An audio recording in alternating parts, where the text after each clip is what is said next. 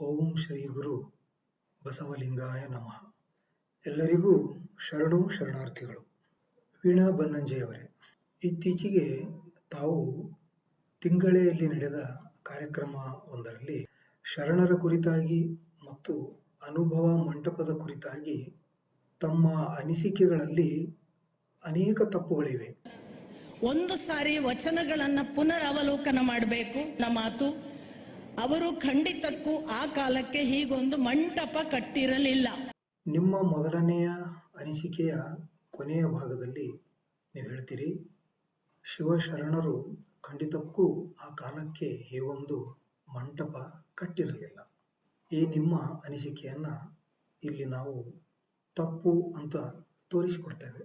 ನೋಡಿ, ಬಸವಣ್ಣನವರು ಸ್ವತಃ ತಮ್ಮ ಒಂದು ವಚನದಲ್ಲಿ ಹೀಗೆ ಹೇಳ್ತಾರೆ, ಕರ್ತ ನಟ್ಟಿದಡೆ ಮರ್ತ್ಯದಲ್ಲಿ ಮಹಾಮನೆಯ ಕಟ್ಟಿದೆ, ಸತ್ಯ ಶರಣರಿಗೆ ತೊತ್ತು ಭೃತ್ಯನಾಗಿ ಸವಿದು ಬದುಕಿದೆನು, ಕರ್ತನ ಬೆಸನು ಮತ್ತೆ ಬರಲೆಂದು ಅಟ್ಟಿದಡೆ ಕೂಡಲ ಸಂಗಮ ದೇವರ ನಿರೂಪಕ್ಕೆ ಮಹಾಪ್ರಸಾದವೆಂದೆನು.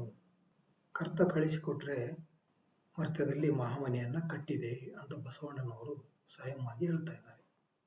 ಮಹಾಮನೆ ಕಟ್ಟಿದೆ ಅಂದ್ರೆ ಅನುಭವ ಮಂಟಪ ಕಟ್ಟಿದೆ ಅಂತಾನೆ ಅರ್ಥ.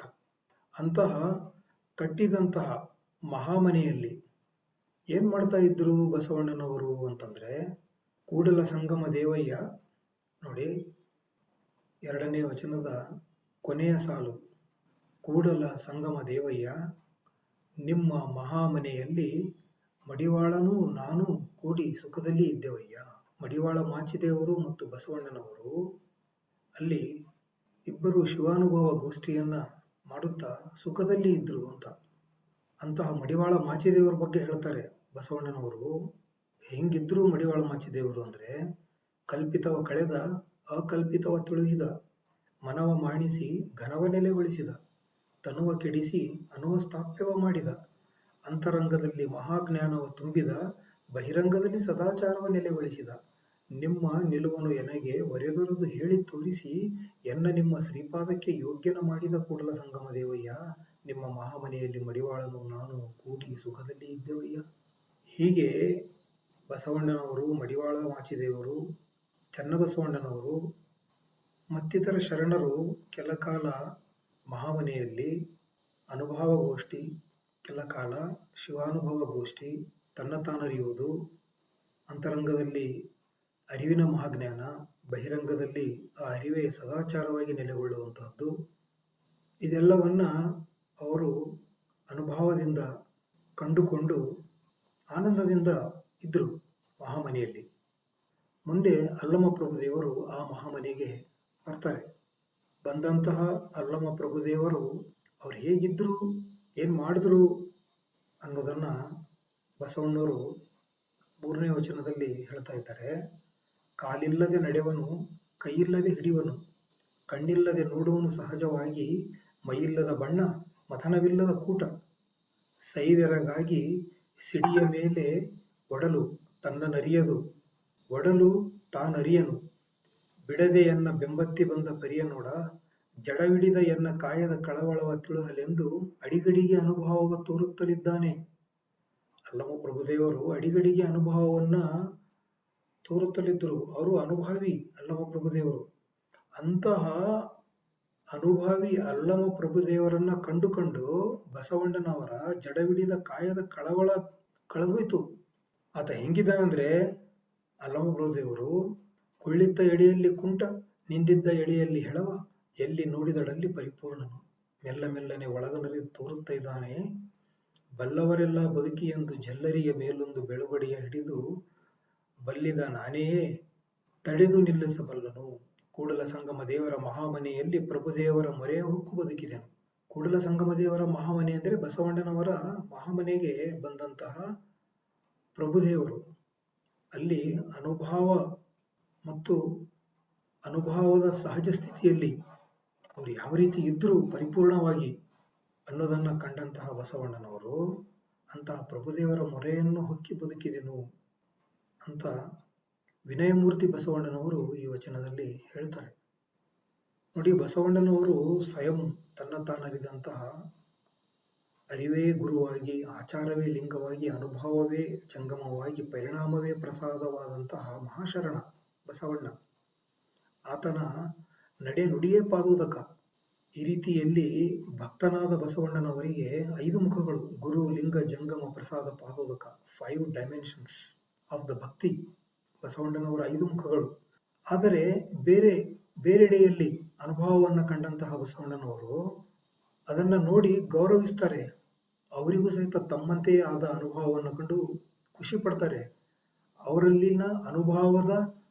ಅವರಲ್ಲಿನ ಅರಿವು, ಆಚಾರ, ಅನುಭವದ ಪ್ರಕಟಣೆಯನ್ನ ಕಂಡು ಖುಷಿ ಪಡ್ತಾರೆ. ಇದನ್ನ ನೋಡಿ ನಾನು ಕಲಿತೆ ಅಂತ.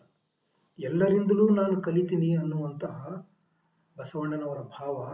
ಭಕ್ತಿ ಇಲ್ಲದ ಬಡವ ನಾನಯ್ಯ, ಎಲ್ಲರಲ್ಲೂ ಒಂದೊಂದು ಬೇಡಿದೆ, ಎಲ್ಲರೂ ಭಕ್ತಿ ಭಿಕ್ಷೆಯ ನಿಕ್ಕಿದ ಕಾರಣ ಎನ್ನ ಪಾತ್ರೆ ತುಂಬಿತ್ತು ಎನ್ನುವಂತಹ ಸದ್ವಿನಯದ ಭಾವ ಬಸವಣ್ಣನವರದು.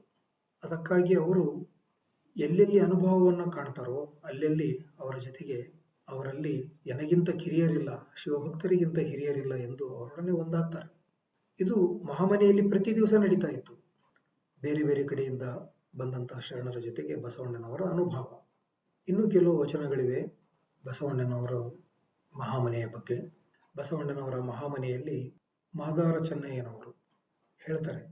ಮುಂದಿನ ವಚನದಲ್ಲಿ ಬಸವಣ್ಣವರು ಹೇಳ್ತಾರೆ, ಹೊಲೆಯ ಹೊಲಬಿಗನಾದಡೆ ಅವನ ಹೊರೆಯಲಿಪ್ಪುದು ಲೇಸು ಕಂಡಯ್ಯ, ಹೊಲಬುಗೆಡದೆ ಲಿಂಗ ಶರಣೆನ್ನಿರಯ್ಯ, ಹೊಲಬುಗೆಡಬೇಡ ಶಿವಶರಣೆನ್ನಿರಯ್ಯ, ನಮ್ಮ ಕೂಡಲ ಸಂಗನ ಮಹಾಮನೆಯಲು ಮಾದಾರ ಚೆನ್ನಯ್ಯ ಹೊಲಬಿಗನಯ್ಯ. ಬಸವಣ್ಣನವರ ಮಹಾಮನೆಯಲ್ಲಿ ಮಾದಾರ ಚೆನ್ನಯ್ಯನವರು ಸಹಿತ ಇದ್ದರು ಅನ್ನುವುದು ಈ ವಚನದಿಂದ ಗೊತ್ತಾಗ್ತದೆ.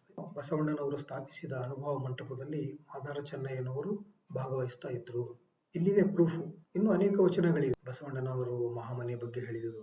ಅವೆಲ್ಲವುಗಳನ್ನ ನೀವು ಪುನರಾವಲೋಕನ ಮಾಡಿ ನೋಡಿ. ಆ ಎಲ್ಲ ವಚನಗಳನ್ನ ನೀವು ಸಹ ಸ್ವಲ್ಪ ಪುನರಾವಲೋಕನ ಮಾಡಿ ಮಹಾಮನೆಯಲ್ಲಿ ಏನೇನು ಆಗ್ತಾ ಇತ್ತು, ಅನುಭವ ಮಂಟಪದಲ್ಲಿ ಏನೇನು ಚರ್ಚೆ ಮಾಡ್ತಾ ಇದ್ರು ಅನ್ನೋದನ್ನ ತಿಳಿದುಕೊಳ್ಬಹುದು. ಬಸವಣ್ಣನವರು ಮರ್ತ್ಯದಲ್ಲಿ ಮಹಾಮನೆಯನ್ನ ಕಟ್ಟಿದೆ ಅಂತ ಹೇಳ್ತಾರೆ. ಕಟ್ಟಿ ಏನ್ ಮಾಡಿದ್ರು ಅನ್ನೋದನ್ನ ಅಲ್ಲಮಪ್ರಭು ದೇವರು ಈ ವಚನದಲ್ಲಿ ಹೇಳ್ತಾರೆ. ಮರ್ತ್ಯಲೋಕದ ಮಹಾಮನೆ ಹಾಳಾಗಿ ಹೋಗಬಾರದೆಂದು ಕರ್ತ ನಟ್ಟಿದ ನಯ್ಯ ಬಸವಣ್ಣನ. ಆ ಬಸವಣ್ಣ ಬಂದು ಕಲ್ಯಾಣವೆಂಬ ಶಿವಪುರವ ಕೈಲಾಸವ ಮಾಡಿ, ರುದ್ರಗಣ ಪ್ರಮಥ ಗಣಗಳೆಲ್ಲರ ಹಿಡಿತಂದು ಅಸಂಖ್ಯಾತರೆಂದು ಹೆಸರಿಟ್ಟು ಕರೆದು, ಭಕ್ತಿಯ ಕುಳಸ್ಥಳವ ಶ್ರುತ ದೃಷ್ಟ ಪವಾಡದಿಂದ ಮೆರೆದು ತೋರಿ, ಜಗವರಿಯಲು ಶಿವಾಚಾರದ ಧ್ವಜವನೆತ್ತಿಸಿ, ಮರ್ತ್ಯಲೋಕ ಶಿವಲೋಕ ಎರಡಕ್ಕೂ ನಿಚ್ಚಣಿಗೆಯಾದನು. ಆ ಶಿವಶರಣನ ಮನೆಯೊಳಗಿಪ್ಪ ಶಿವಗಣಗಳ ತಿಂಥಿಣಿಯ ಕಂಡು, ಎನ್ನ ಮನವುಬ್ಬಿಕೊಬ್ಬಿ ಓಲಾಡುತ್ತಿದ್ದೇನಯ್ಯ.